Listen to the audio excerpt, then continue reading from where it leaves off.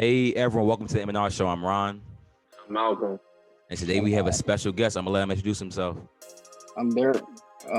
I run a sports page on Instagram. You can follow the page at Sports Talk 202, and I also have a co-partner. Yes, sir. Yes, sir. Nice to see another DC product. I see a lot of DCs coming through the show. I guess DC represent, huh? A little versatility today. A little versatility. Talk a little basketball. Okay. All right. So today we're gonna be starting. Today's it's our NBA day because our NFL podcast it actually came out on Wednesday.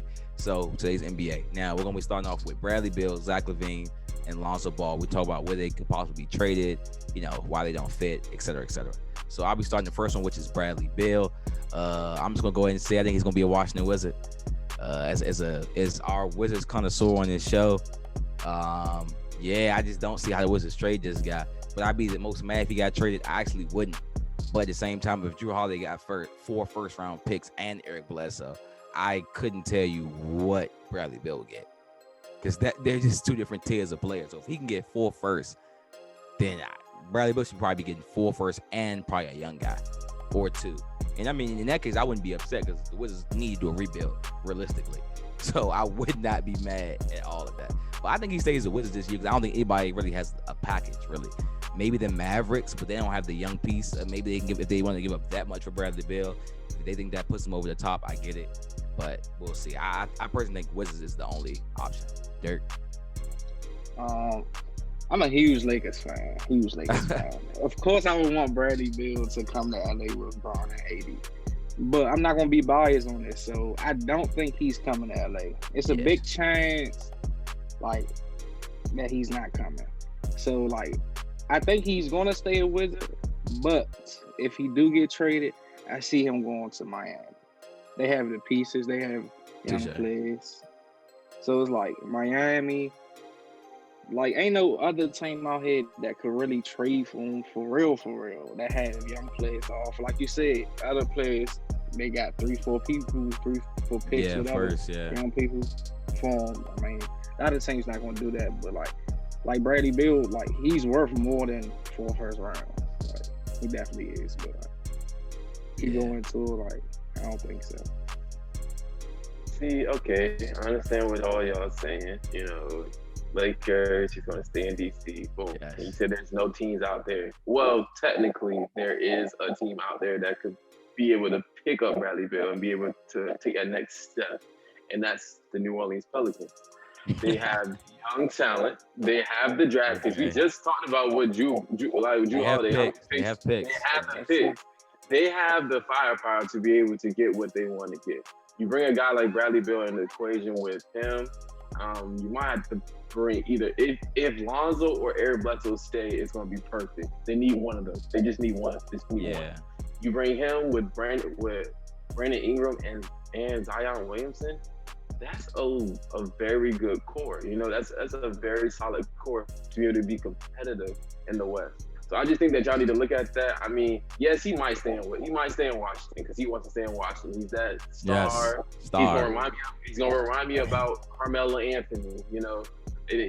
Stay there, waste his opportunity being in Washington. He ain't going to eventually gotta move on.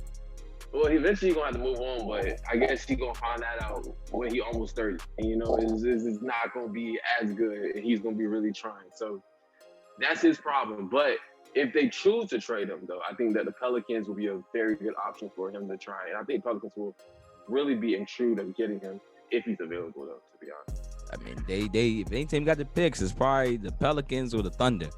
Now, do they have maybe the Pelicans? I don't know what young trade piece they have as well as the picks. Maybe like Nickeil Alexander-Walker, but that's not really like a young stud team they're going after or upcoming star. Then you ain't trading Zion or Brandon Ingram. Then that defeats the purpose. But they could possibly give up 5 to 6 picks. They care that much because they have also, that's not because they have the 4 picks from the Anthony Davis trade as well. So even if they gave up 4 picks, they'll still have draft picks. So if I was the ones, I would definitely make it happen.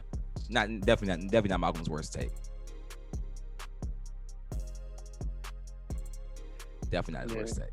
What you trying to say, man? I'm just saying. That's definitely not his. Speaking of that, I actually gonna let Malcolm start our next one. We were talking about Zach Lavine. I think Malcolm like a Zach Lavine guy. He probably like Zach Lavine. I think you should start this one. Well, first, I do not like Zach Lavine. He's not my guy. So we get that all straightened up. I thought you Aubrey's boy. I just thought you a Zach Lavine guy. Oh nah. Wait. See, he's a Chicago boy. That's not me. I'm not a Chicago type person. I'm from Boston. But let's not talk about that.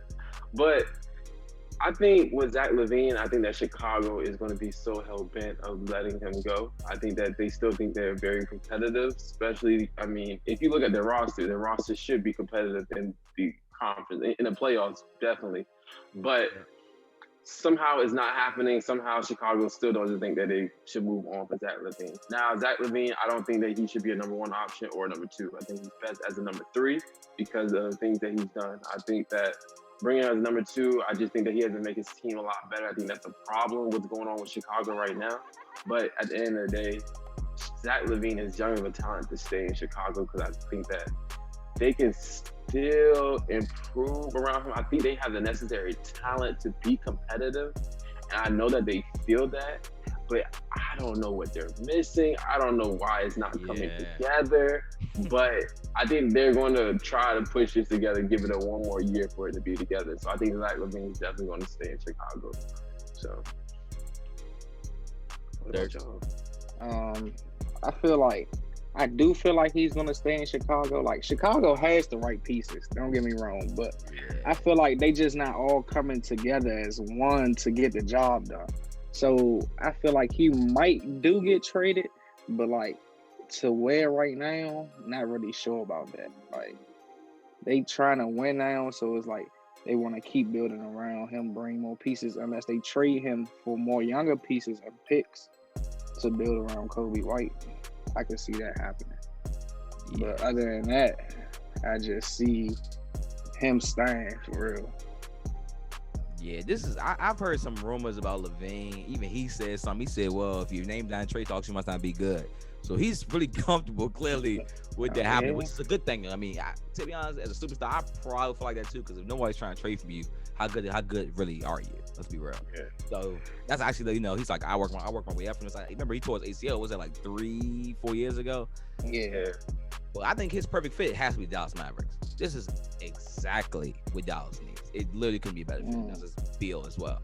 But Dallas needs a guard that can just score. It's like LeBron needed a guy that can just score and play defense. But Dallas needs a shooter that can also that can create his own shot. That's what Dallas is missing. I think if Dallas got this, they'll go to probably a top 3 team in the West. See, this is the point. You gotta really think about it. I understand what you're saying, but Zach Lavine is not really a defender, and definitely not a defender. Dallas last year struggled with defending, and that's why they brought in guys like Josh Richardson. I always think that Dallas needed. But they missed Seth Curry though. They missed Seth Curry, but I think that Dallas needed really a two-way, wing who can score and can defend. And I know that Josh Richardson was supposed to be that person, but he's not it. But I think that's what they're missing, and I think that's why they picked up Josh Richardson, because they felt like he could be that two-way wing, but he's not. So they need to find one so they can be able to complete this puzzle. But I do not think that Zach Lavine is able to maybe catapult them offensively. But if we're talking about as a threat in the Western Conference, I think that they need the defense and the offense to be able to be competitive with the top teams in the West. So especially the Jazz. Only thing I have to say probably on that is he's not the best defender, but in the end of the day, he is 6'5". If you got Luka 6'7", Lavine 6'5", Tim Hardaway 6'6", Dorian Finney-Smith 6'8", KP 7'3", you ain't gonna be that bad on defense. There ain't no Kyrie Irving in there at 6'1". Like it's no, who are you going like? Hold on. If you got a team defensive scheme, you have the length to play defense. That is more so. You have the. It's not like they're like, oh crap, Luka might be slow on his feet, but at the end of the day, Luka is still 6'7". So he's more so being beat with like foot speed, less power, kind of like how James Harden plays defense. Because we all know Harden's the best defender, but you ain't just about to back James Harden down. You better beat him off like he's like lazily backdoor cut, that type of thing. But you're just not going straight at James Harden. He's not that type of defender. He's not a good man defender, but they could possibly be a good team defensive team just because with length. Ron, I'll make sure you understand this, Ron. I mean, it's understand. It's cool that you say that. It's crazy, you know, talk about the length and stuff like that. That would be understanding if Rick Carlisle was a defensive coach. Rick Carlisle is not a defensive coach. He's not a bad defensive coach. Ask LeBron how does it feel for Rick Carlisle to play defense. Okay, 13 points and that's when he has guys like Sean Marion and Tyson Chandler. And hey, if you can cover up Dirk Nowitzki, you can cover up anybody. Excuse me. Dirk Nowitzki was decent. And number two, terrible. Let's understand this. Rick Carlisle don't always have the best defensive teams. He's not a best person in establishing the defensive scheme. All right. So we just put in Zach Lavine in there, expect their defense to be better, even though this year they have defenders and they're still 27th in defensive rating. So do you think that bringing a guy like Zach Lavine is going to help? Maybe it's going to help them offensively. Maybe they probably could be very efficient. You know? Definitely offensively. Defensively, they're going to be worse. And it's look like you're looking at the Nets, but a worse version of the Nets. I was just about it. No, that's kind of like true. I mean, is he okay? Here's my question: Can he defend better than Steph Curry? Yes. So they'll be better than they were when they should have beat the Clippers. So they'll be better than that team.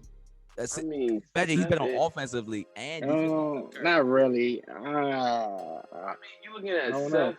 That's what I'm saying. You're looking at Seth and Zach Lavine. Just like I mean, both of them really don't play defense. It just literally like they're both probably on the same level of defending. As in, like, they're, you know what I'm saying? Same thing about Andrew Wiggins before he got with Steph Curry, ladies and gentlemen.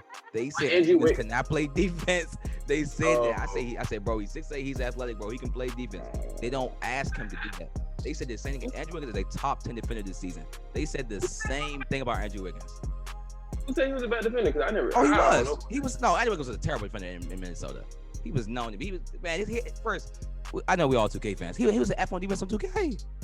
Oh, well, like he an F. Okay. So I mean, honestly.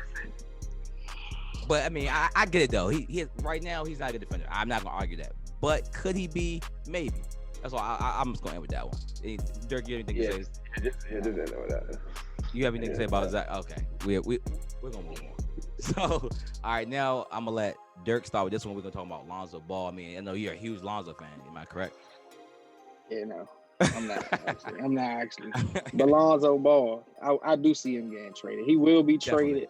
He doesn't fit with the Pelicans like at all.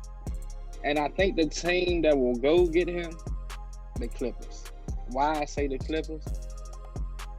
They say they're looking for a true point guard. I feel like he could fit with their scheme much better than the Pelicans. Yeah. I mean, they made that trade happen. Him to go along. He has the speed to go along with PG and Kawhi on a fast break or whatever. So I feel like the perfect spot for him will be the Clippers. But any other spots I think he can fit in well, not a lot right now. As of right now, not a lot. It's like he was with the Lakers, he didn't fit in, he got traded. Now he's with the Pelicans, he's not fitting in, they're also looking for a trade. So it's like, where do he really fit in at? Yeah, it's crazy. I was such a big Lonzo fan from college, but he's really just failed me in every way.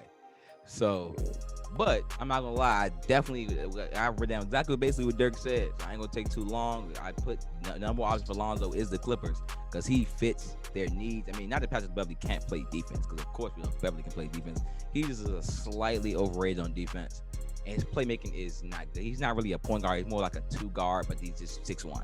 So I mean, I get it, and he still can shoot, especially from the corners. So I get his fit somewhat, but as a 6 man, I think he'd be a little better, or just off the bench in that type of role. You insert Lonzo, he's a better playmaker, than Patrick Beverly. He can shoot a little bit. He's kind of like spotty. He's not a consistent 3-point shooter. Let's go with that. But I mean, we all know he could play make, he can play defense. That's kind of what he needs to be one of the best defensive teams in the NBA if Lonzo goes there. Good God, Malcolm. Yeah. I mean, I understand what y'all saying, but let's not get too quickly bunking on like Lonzo Ball. Like Lonzo Ball is low key having a career year in terms of points and field goal percentage. Probably his highest field goal percentages. Actually, it's his highest field goal percentage his whole career, shooting 42%. and highest points, shooting over 13 points a game this year. Wow. So yes, we're seeing all these different things. His assists was down, but it could be the part that Brandon Ingram's holding the ball a lot more, and you have a guy like Eric Bledsoe too. So let's just understand these different equations that's going on right now with Lonzo. To be honest, I think Lonzo is the perfect fit for Zion Williamson. I don't think Eric Bledsoe is the perfect fit. I think Lonzo's the perfect fit. Yeah. And if the Pelicans were smart, having the keys in the second unit, he's freely doing what he could do, and Lonzo is having to deal with a lot of Brandon Ingram, who needs the ball, holding the ball in his hands. And then you got Eric Bledsoe, who holds the ball sometimes. And then it just doesn't work. And I think that Lonzo is a perfect guy, a perfect running mate for Zion Williamson. But I mean, at the end of the day, like, Lonzo is a good talent. He's going to improve. But I think that you put him on a different team, he will probably flourish. And New York might be a good option, but we never know. We'll see. Yeah, I heard New York too. I heard that. I mean, I don't think Indy's a bad option. Because he does. Okay, if you can play defense, his 3-point shot has gotten better. So he's shooting 37% from the three. That's you can stay in the league shooting 37% from the three. Yeah. So as long as you shoot like 35 or above, I consider you at least average to good shooter. You can stay in the league shooting that shot. So he's shooting 37. That's especially for Lonzo. That's really good. It seems like his form also has changed a little bit too. Yeah, it has. A little more clean. So I'm not mad at it at all. Yeah, but like LaMelo, he's so freely because like he don't have like the competition. Like you said, he's starting now. Players on this team, yeah. But like you said, like players on his team needs the ball. LaMelo, he's free to do what he wants. I feel like if Lonzo was free to do what he wants, then I feel like he will play much better. But he always play underneath someone. Like Lakers, he play underneath LeBron. Yeah, D-Lo before he got there. Yeah. D-Lo was gone when he got there, but I mean, he traded him on draft night, didn't they? Yeah. You seen the improvement what he had, when before LeBron came, and then when it was LeBron Rondo, came, wasn't it? It was Rondo. That's who was there. Yeah. Rondo came when LeBron came for so, yeah, but Rondo, LeBron, Lance, yeah. So you seen improvement before LeBron came, and then when LeBron came, it was obviously it's going to hurt his development. I thought he was going to play good in New Orleans, which he did. He did good to start off. He played good with Zion, but things happen. That's all I gotta say. But yeah, I mean, we see that the Pelicans have signed Steve Adams, not a bad player, doesn't fit in the team, and Eric Bledsoe, good player, well, okay player, doesn't fit in the team. So it's just like they put Lonzo in a terrible situation. So it's just like we need floor spaces. Like everyone can't we need consistent shooters. Some of the reason they don't play JJ Redick anymore, but that's just Van Gundy. I mean, and I guess David Griffin is, he's talking about that too. But any last remarks from anyone before we end the episode? No, that's it.